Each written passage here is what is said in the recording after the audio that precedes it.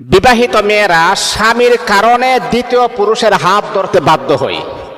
কারণ একটা মেয়েকে আপনি যতই রাজপ্রাসাদে রাখেন না কেন, একটা মেয়েকে আপনি যতই ঘা ভর্তি স্বর্ণ কিনে দেন না কেন, একটা মেয়েকে আপনি প্রতিনিয়ত রেস্টুরেন্টে নিয়ে খাবার খাওয়ান না কেন, একটা মেয়েকে যদি আপনি ঘর বাড়ি দালান কোটা ব্যাংক ব্যালেন্স যদি তার নামে দেন না কেন, তারপরে কিন্তু এই মেয়েটা আপনার কাছে থাকবে না। সে দ্বিতীয় পুরুষের হাত ধরতে 100% বাধ্য হবেই হবে।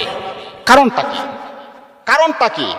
কারণ নারী কখনো এসবই আটকাই না। নারী কিসে আটকাই জানেন?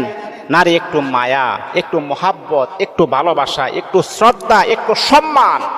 একটা নারী যখন তার বাবা মা আত্মীয় স্বজন পাড়া প্রতিবেশী বন্ধু বান্ধব ছেড়ে যখন আপনার কাছে চলে আসে, সে আপনার কাছে শুধু এতটুকুই চাই, তাকে আপনি একটু খেয়াল করেন।